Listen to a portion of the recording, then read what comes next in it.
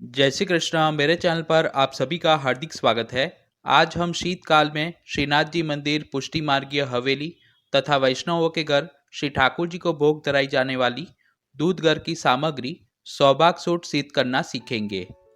इस सामग्री को सिद्ध करने के लिए कई प्रकार के खड़ा मसाला, सूखा मेवा और दूध के मावा का उपयोग होता है।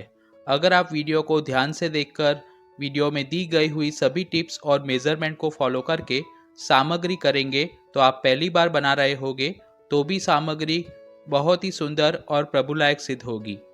इसलिए रेसिपी को स्किप किए बिना अंत तक ज़रूर देखें और सामग्री की रीत पसंद आए तो वीडियो को लाइक करें, शेयर करें और चैनल को सब्सक्राइब करें। सौभाग्य सूट बनाने के लिए मैंने तेज पत्ता, जावंत्री, लवंग, दालचीनी, सफ़ेद मिर्च, श्याम पीपर और जायफल लिया है।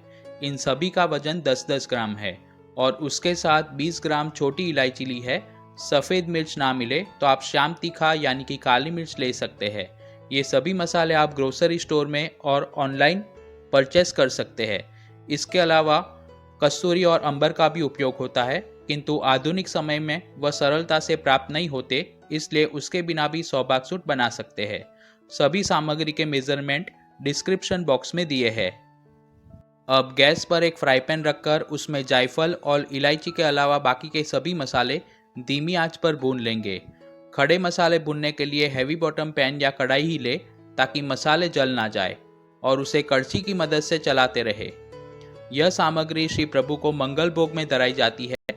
इस सामग्री को भोग धरने की शुरुआत श्री गोकुलनाथ जी के उत्सव यानी कि मार्गशीर्ष शुक्ल सप्तमी से होती है और कुछ घरों में श्री गुसाई जी के उत्सव यानी कि मार्गशीर्ष कृष्ण नवमी से शुरू होती है। आप जिस घर के सेवक हो वहाँ की प्रणाली का फॉलो करके सामग्री सिद्ध करके भोग धरने का आग्रह रखें।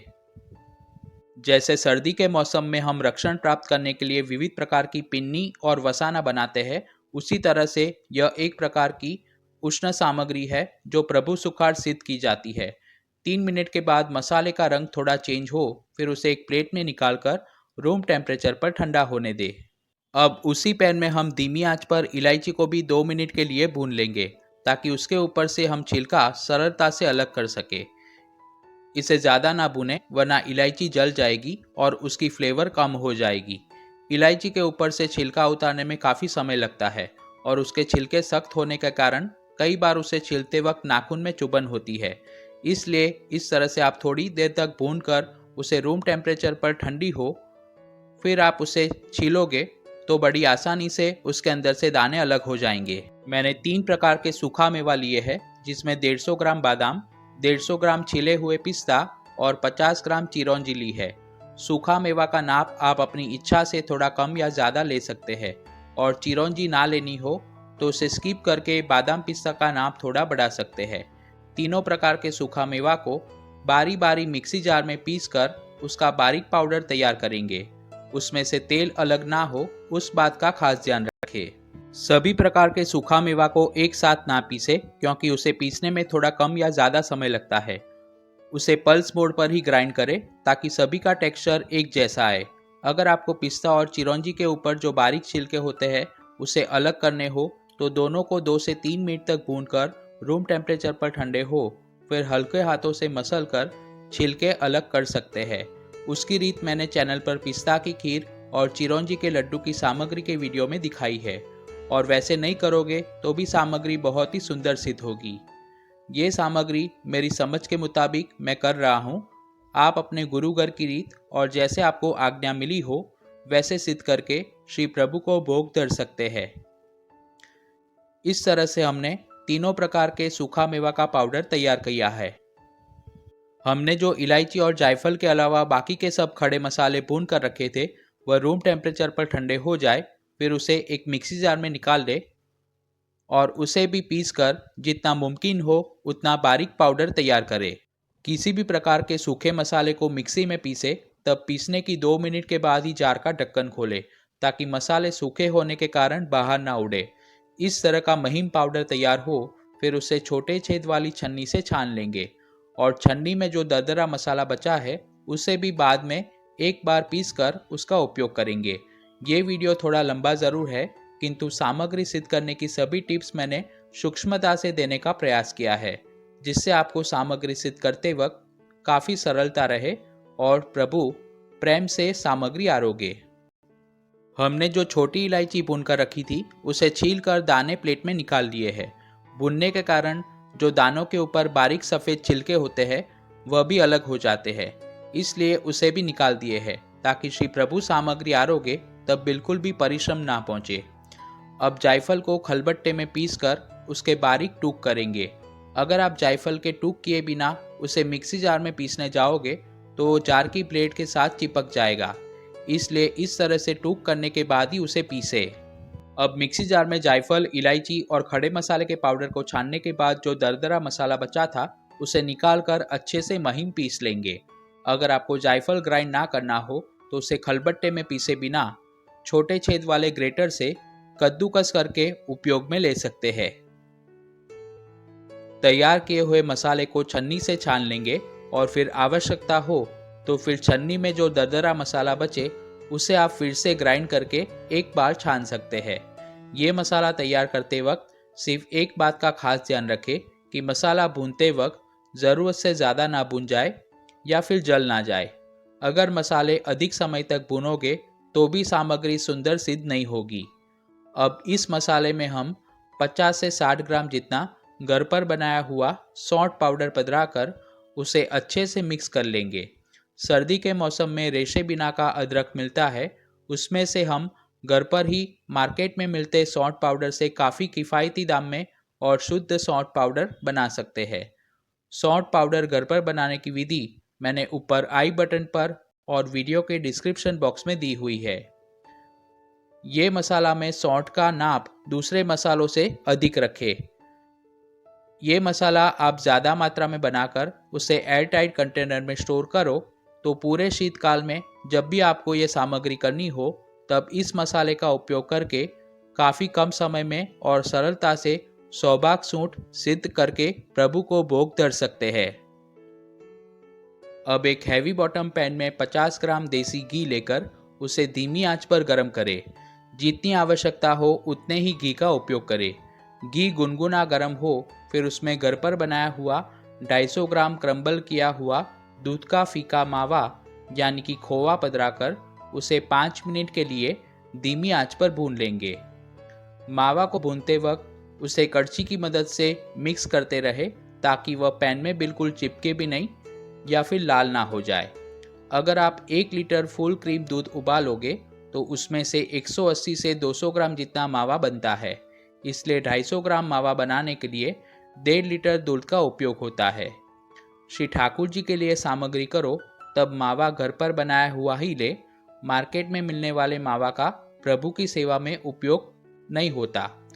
दूध का मावा बनाने के लिए दूध को हैवी बॉटम कढ़ाई में लेकर तेज आंच पर 40 से 45 मिनट तक उबाला जाता है।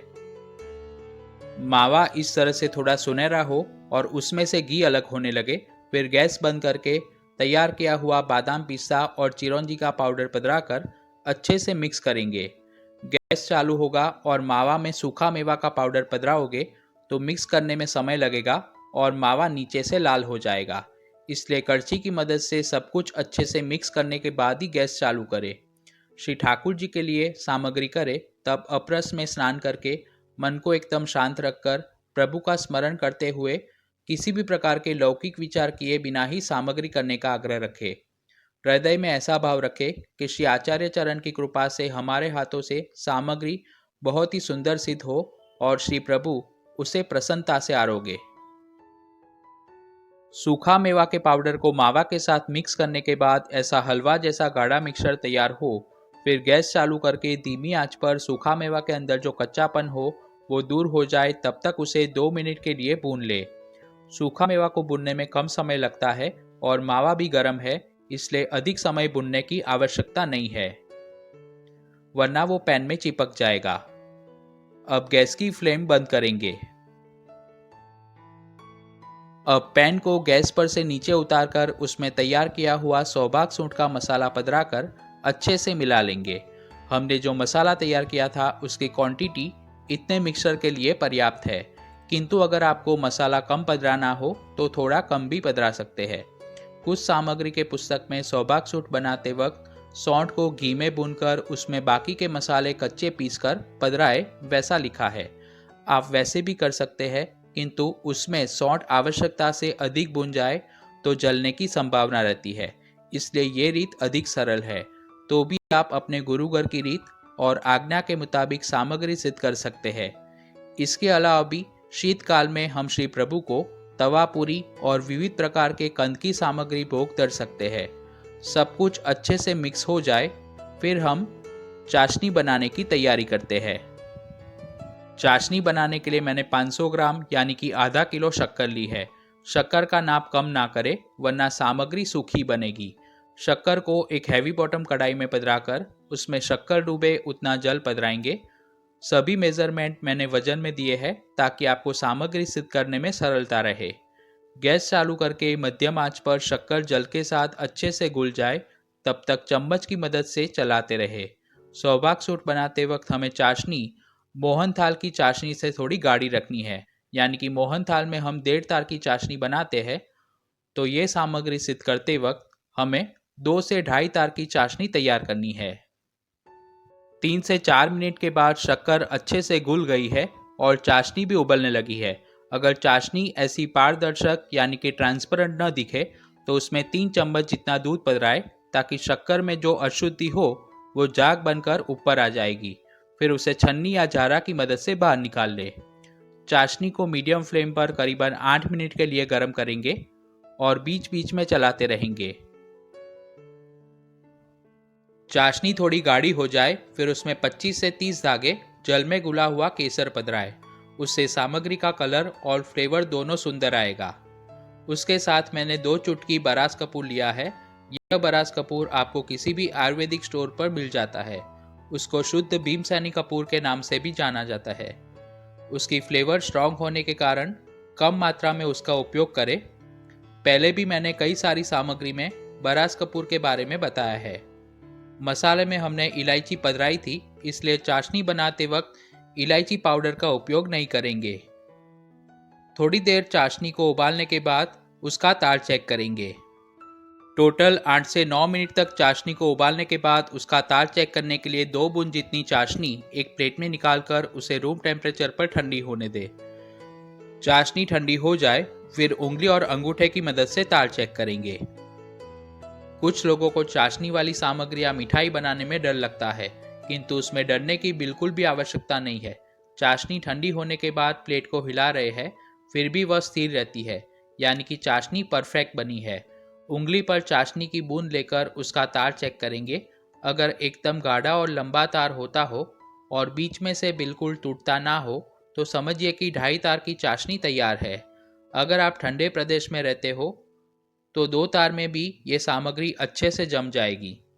अगर आपके हाथ से चाशनी आवश्यकता से पतली बने तो उसे थोड़ी देर तक और उबालें, और आवश्यकता से अधिक गाढ़ी बने तो उसमें थोड़ा जल करके 1 आध मिनट के लिए गर्म करें। अब गैस बंद करके चाशनी को चम्मच की मदद से 2 मिनट के लिए हल्के हाथों से फेंटेंगे, ताकि वह थोड़ी ठंडी हो जाए। हम मठरी या ठौर बनाते हैं तब पतासा जैसी गाढ़ी चाशनी करके वह थोड़ी सफ़ेद रंग की हो तब तक फेंटते हैं, जिससे मठरी के ऊपर चाशनी का सफ़ेद लेयर तैयार हो। लेकिन ये सामग्री मोहनथाल जैसी है, इसलिए चाशनी को अधिक समय तक ना फेंटे। हमने जो दूध के मावा और मसालों का मिक्सर तैयार किया था, उसमें चाशनी पधराकर अच्छे से मिक्स कर लेंगे। चाशनी मिक्सर के साथ अच्छे से मर्ज हो जाए और जमने जैसी गाढ़ी कंसिस्टेंसी हो, तब तक उसे कड़छी की मदद से 2 से 3 मिनट तक चलाते रहे। मिक्सर अधिक गर्म और नरम होगा तो आप उसे चौकी में जमाने जाएंगे तो जमने में काफ़ी अधिक समय लगेगा। इसलिए हलवा जैसा गाढ़ा हो तभी उसे घी से ग्रीस की हुई थाली या चौकी में पधराएं। इसके अलावा भी और भी कई सारी पुष्टि मार्गीय सामग्री मैंने मेरे चैनल पर पोस्ट की है। आप वीडियो सेक्शन में जाकर या प्लेलिस्ट में जाकर उसे देख सकते हैं। सामग्री के एक जैसे चौकोर टूक करने हो तो इस तरह की चौकी में मिश्रण को पधराकर उसे इक्वल लेवल में सेट करें। अगर आपको लड्डू की तरह नंग सिद्ध करने हो तो भी कर सकते हैं। पुष्टि मार्ग के नियमानुसार यह सामग्री शक्कर की चाशनी में से ही सिद्ध की जाती है, किंतु शीतकाल में हम श्री प्रभु को गुड़ में से सिद्ध की जाने वाली विविध सामग्री भोग धरते हैं। अगर आपको गुड़ का उपयोग करके सौभाग्य सूट करनी हो तो उसकी रीत थोड़ी अलग है। चम्मच के पीछे घी लगाकर मिक्सर को ऊपर की बाजू से हल्के हाथों से प्रेस करके सभी बाजू और कॉर्नर से एक जैसा फ्लैट करेंगे। इस सामग्री में चांदी या सोने के वर्क से सजावट की जा सकती है। मार्केट में वर्क शुद्ध नहीं मिलते और उसकी बनावट सही तरीके से नहीं होती, इसलिए उसके ऊपर बादाम और पिस्ता की पाचरी से सजावट करेंगे। सौभाग्य सूंड के ऊपर आप अपने मनपसंद सूखा मेवा से सजावट कर सकते हैं। श्री ठाकुर जी के लिए कोई भी सामग्री सिद्ध करे तब उसके ऊपर सजावट अवश्य करे, तो वह सामग्री श्री प्रभु को अधिक सुहाती है। अभी तक काफ़ी सारे वैष्णव की कमेंट्स आई थी कि सौभाग्य सूंड की सामग्री बताए, तो आज श्री गुरुदेव के आशीर्वाद से आप सभी के समक्ष ये सामग्री प्रस्तुत कर रहा हूँ। कुछ भूल चूक हुई हो तो मुझे क्षमा करें। चम्मच की मदद से सूखा मेवा की पाचरी को प्रेस करेंगे ताकि वह सामग्री के ऊपर अच्छे से स्टिक हो जाए। इस सामग्री को सेट होने में मिनिमम 6 घंटे का समय लगता है, इसलिए ओवरनाइट के लिए या 8 से 10 घंटे के लिए उसे रूम टेम्परेचर पर सेट होने दें। फिर दूसरे दिन हम सामग्री के चौकोर टूक करेंगे। 8 से 10 घंटे के बाद सौभाग्य सूंड अच्छे से जमकर सेट हो गई है। चाकू की मदद से उसके चौकोर टूक करेंगे। मंदिर तथा हवेली में ये सामग्री के काफ़ी बड़े नंग या टूक सिद्ध किए जाते हैं, लेकिन गुरु सेवा में हम अपने सेव्य स्वरूप को नेक के अनुसार मीडियम या छोटी साइज के टूक सिद्ध करके भोग धर सकते हैं। आधुनिक समय में कस्तूरी या अंबर सरलता से प्राप्त नहीं होते, इसलिए अगर आपको कहीं से शुद्ध कस्तूरी या शुद्ध अंबर प्राप्त हो तो कस्तूरी को केसर की तरह गूंथ कर पधरा सकते हैं और अंबर को थोड़ा घी में भूनकर फिर सामग्री में पधरा सकते हैं। श्री प्रभु की सेवा और सामग्री श्री गुरुदेव की आज्ञा मुताबिक करने का ही आग्रह रखें। सामग्री को हम एक प्लेट में साजेंगे। अब सौभाग्य सूंड को कड़छी की मदद से चौकी में से बाहर निकालें। आप देख सकते हैं कि चाशनी परफेक्ट बनने के कारण वो नीचे से बिल्कुल चिपकी नहीं है और सामग्री अच्छे से जम गई है। चाशनी आप पतली बनाओगे तो सामग्री के टूक ठीक से नहीं हो पाएंगे। सौभाग्य सूंड में हमने दूध के मावा का उपयोग किया है, इसलिए शीतकाल में ठंडा मौसम होने के कारण इस सामग्री को 5 से 7 दिन तक रूम टेम्परेचर पर और 15 से 20 दिन तक रेफ्रिजरेटर में स्टोर कर सकते हैं। श्री प्रभु उत्तम वस्तु के भोक्ता है, इसलिए आप सौभाग्य सूंड का मसाला भले पहले से तैयार करके रखें, लेकिन सामग्री थोड़े दिन भोग धर सके उतनी ही सिद्ध करे और श्री प्रभु को मंगल भोग में धरे। साथ में कटोरे में उष्ण सुहाए वैसा दूध भोग धरे। तो आप भी ये प्रभु सुखार सामग्री घर पर अवश्य सिद्ध करें। वीडियो पसंद आई हो तो उसे लाइक करें, शेयर करें और हमारे चैनल को सब्सक्राइब करना ना भूलें। और बाजू में दिए गए बेल आइकॉन को दबाकर ऑल बटन पर क्लिक करें, जिससे चैनल पर आने वाले सभी वीडियोस की नोटिफिकेशन आपको मिलती रहेगी। अगर आप हमारे रेसिपी वीडियोस गुजराती भाषा में देखना चाहते हैं तो हमारे दूसरे यूट्यूब चैनल निगम ठक्कर रेसिपीज को सब्सक्राइब करें, जिसका लिंक डिस्क्रिप्शन बॉक्स में दिया है। अगर आपके कोई प्रश्न या प्रतिभाव हो तो मुझे कमेंट सेक्शन में दे सकते हैं। तो फिर मिलेंगे एक नई रेसिपी के साथ। Thanks for watching this video.